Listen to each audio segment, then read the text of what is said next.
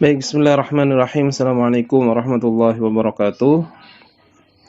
Saya akan menjawab pertanyaan-pertanyaan dari materi yang kemarin ya. Pertama dari Mahfidhatun Nabila. Saya Mahfidhatun Nabila yang bertanya tentang anggapan butuh suasana baru untuk menjadi lebih baik. Apakah dapat dianggap benar dengan adanya hadis ini? Apakah fitnah dan cobaan yang besar hanya terjadi pada akhir zaman? Bagaimana menggolongkannya termasuk cobaan yang besar atau biasa saja? Disebutkan bahwa lari atau pergi untuk menjaga agama dari fitnah. Apakah pada akhir zaman manusia memang tidak bisa menghadapi ujiannya dan lebih baik dengan pergi atau lari dari fitnah atau cobaan tersebut? Baik. Yang pertama, istilah butuh suasana baru untuk menjadi lebih baik. Ini saya kira berbeda ya. Konteks hadis ini tidak seperti itu. Jadi kita bukan butuh suasana baru untuk menjadi lebih baik, tetapi adalah orang yang untuk menjaga agamanya agar tidak tercemar, agar tidak terganggu dengan hal-hal yang lain yang dianggap buruk pada akhir zaman itu, yang sudah menjadi fitnah pada akhir zaman itu, dia harus uzlah. Uzlah ini dalam artian mengasingkan diri. Namun teman-teman, mengasingkan diri di sini tidak bisa langsung kita artikan berlepas diri dari dunia sama sekali ya. Misalkan pergi ke gua begitu ya. Kemudian pergi ke gunung-gunung, tidak mau berinteraksi dengan manusia. Jadi kalau mengikuti pendapat Dr. Ramadan Al-Buti, sebenarnya kita bisa uzlah seperti itu di saat kita hanya sendiri dan bersama Allah Subhanahu wa taala, yaitu ketika pada malam hari, ketika seseorang bangun untuk melaksanakan sholat malam, qiyamul lail, maka sebenarnya itu adalah termasuk dari uzlah ini. Jadi uzlah itu adalah kenapa manusia itu harus uzlah? Harus punya waktu dia sendiri dengan Tuhannya, harus dia memikirkan tentang misalkan dosa-dosanya sendiri, besarnya nikmat Allah, hari akhirat. Itu fungsi dari uzlah. Dan sebenarnya ini bisa kita lakukan setiap harinya, yaitu pada malam hari ketika manusia kebanyakan tidur, kita hanya berdua bersama Allah Subhanahu wa taala. Di situ sebenarnya ada proses namanya uzlah, ini bisa dimasukkan dalam kategori islah. Ini menurut Syekh Ramadan Al-Buti. Namun uzlah yang umum diketahui oleh orang adalah sedikit mengasingkan diri. Kenapa? Karena memang zaman ini semakin mendekati hari kiamat, ini bukan semakin baik tapi semakin rusak. Makanya ketika zaman itu sudah rusak dan fitnah terjadi di mana-mana, maka sebaiknya kita juga harus menghindar dari suasana yang seperti itu. Artinya dia harus menyendiri, atau kalau masih ada tempat yang lain yang lebih baik, kita harus pergi ke tempat yang baik-baik saja. Jadi hindari, kalau mafhumnya menurut saya dari hadis ini, hindari tempat-tempat yang bisa menimbulkan fitnah atau cobaan terhadap agama kita. Jadi seperti itu. Bukan kita butuh suasana baru ya. Kemudian apakah fitnah dan cobaan hanya terjadi pada akhir zaman? Jadi hadis Nabi Muhammad SAW, termasuk beliau, Nabi Muhammad SAW itu adalah diutus di umat akhir zaman. Artinya antara Nabi dan kiamat sebenarnya sudah dekat ya. Kita ini umat akhir zaman. Dan sekarang ini masuk sudah akhir zaman sebenarnya.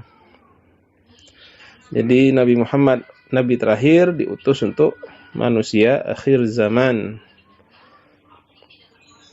Bagaimana kita bisa menggolongkan ini cobaan besar atau biasa saja? Ini terjadi di mana-mana, ini sudah banyak penyimpangan ya. Kalau Anda melihat kondisi kita di sini, banyak sekali penyimpangan-penyimpangan, fitnah-fitnah yang terjadi. Mungkin kalau di Indonesia ini masih relatif tidak masih aman ya. Cuman di luar sana ini banyak sekali penyimpangan-penyimpangan yang terjadi. Ada LGBT macam-macam ya. Artinya orang sudah banyak terjadi penyelewengan dan fitnah, terutama masalah agama ya. banyak orang di luar sana sudah menjadi ateis, tidak percaya agama dan lain-lain. Apakah bagaimana menggolongkan itu cobaan besar atau biasa saja? Ya ini wallahu a'lam ya, karena memang dalam hadis ini tidak diperinci oleh Rasulullah Shallallahu alaihi wasallam. Namun ini tanda-tandanya sudah kita mulai lihat sekarang ya. Sudah mulai kita lihat ya. Banyak degradasi moral. Makanya alhamdulillah kalau di Indonesia mungkin lingkungan kita masih bagus. Tapi di luar Indonesia, mungkin di negara-negara lain, di negara-negara yang mayoritas non-muslim, mungkin degradasi ini sudah sangat parah begitu ya. Kemudian disebutkan bahwa lari atau pergi untuk menjaga agama dari fitnah. Apakah pada akhir zaman manusia memang tidak bisa menghadapi ujiannya dan lebih baik pergi atau dari fitnah? Ini yang disebutkan dalam hadis itu ketika dia harus lari, karena memang sudah tidak bisa, itu berarti. Artinya begitu rusaknya lingkungan maka dia harus pergi. Dan yang baik dalam gambaran hadis itu adalah malah tempat-tempat sepi itu. Itu gambarannya yang digambarkan Rasulullah. Alhamdulillah ini sekarang walaupun tanda-tanda itu sudah ada, tapi mungkin tidak sampai harus seperti itu ya. Kita masih bisa bergaul dengan banyak orang baik kalau di Indonesia. Tapi lingkungan yang tidak baik jelas ada. Baik, berikutnya dari Muhammad Khairul Fahmi. Apakah dalam uzlah itu ada batas minimalnya? Karena yang saya pahami, uzlah itu menghindari keramaian dan menyendiri di tempat-tempat dengan tujuan mensucikan diri ataupun menjaga agama, semisal di gua. Seperti nahnya Nabi Muhammad di Gua Hira. Apakah ada batas minimal berapa hari atau bagaimana? Saya kira ini sudah saya jawab ya tadi, hampir sama jawabannya ya dengan pertanyaan yang berikut yang sudah saya jawab tadi. Kemudian jika kita uzlah, bagaimana nasib keluarga kita ataupun yang masih dalam tanggung jawab kita? Apakah boleh membiarkan mereka dibiarkan berlantar dengan alasan uzlah? Tentunya tidak boleh ya, karena manusia mempunyai tanggung jawab.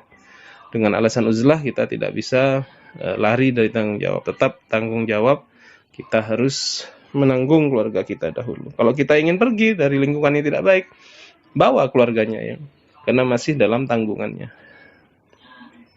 Dan apakah juga harus ada izin dari pihak keluarga ya? Ya ini kalau uzlah yang ekstrim ya, uzlah yang ekstrim. Artinya orang misalkan ingin pergi, saya mau uzlah gitu ya. Ya enggak seperti itu juga. Zaman kita tiba-tiba kalian mau pamit sama orang tuanya, Bapak, Ibu, saya mau uzlah. Ya kalau zaman sekarang kita ahsannya mengikuti pendapat Syekh Ramadan Al-Buti itu saja. Silakan Anda uzlah dari hiruk pikuk dunia bersama Allah pada malam-malam hari untuk tafakkur terhadap diri Anda, dan pada siang harinya hindari tempat-tempat yang mengandung fitnah begitu. Dan yang terakhir, pendapat Ustadz pada zaman ini sudah hampir masuk ataupun sudah masuk dalam zaman fitnah, apakah dianjurkan untuk uzlah? Sama ya pendapat saya, silahkan kita pakai makna uzlah yang dijelaskan oleh Syekh Ramadan Al-Buti. Saya tidak menganjarkan kalian untuk pergi ke gua, pergi ke gunung, lari dari kehidupan, tidak kuliah begitu ya, menyepi di tempat-tempat yang terasing. Tidak saya sarankan seperti itu. Walaupun karena dalam hadis itu seperti itu, mungkin nanti di akhir zaman ketika semua sudah rusak, hampir kiamat, itu mungkin ini akan terjadi. Tapi sekarang saya kira belum. Silakan Anda uzlahnya, uzlah pada malam-malam ketika Anda hanya berdua bersama Allah Subhanahu wa taala. Kemudian dari Robi Hidayat, uzlah adalah satu sifat yang mulia. Tentunya dampak dari uzlah adalah positif. Namun apakah uzlah yang tiada hentinya, apakah akan ada dampak negatif? Apalagi kita sebagai makhluk sosial. Ya, harusnya uzlah itu bukan kita lari dari kenyataan ya. Kenyataan itu harus kita hadapi kalau masih zaman seperti ini. Uzlah dalam hadis itu ketika sudah tidak ada lagi yang baik di lingkungan kita. Itu makanya kita perlu uzlah. Kalau sekarang saya kira masih banyakan yang baik ya. Walaupun tanda-tanda kejelekan itu sudah mulai ada. Jadi nggak boleh kita lari sebagai makhluk sosial kemudian menyepi di gunung-gunung dengan alasan beruzlah, walaupun ini tidak bersifat umum ya. Kalau memang ada 1-2 orang yang dia ingin seperti itu tidak ada halangan, tapi saya tidak menganjurkan untuk Anda seperti itu, teman-teman. Jadi uzlahnya kita pakai pendapatnya Syekh Ramadan Al-Buti saja, di mana kita uzlahnya pada malam-malam hari ketika kita hanya berdua kepada Allah, jauh dari hiruk pikuk manusia sedang tidur, kita berdua dengan Allah, kita berdoa kepada Allah, taqarrub kepada Allah, mengadukan segala hajat-hajat kita kepada Allah Subhanahu wa taala. Demikian yang saya bisa tanggapi. Terima kasih. Wassalamualaikum warahmatullahi wabarakatuh.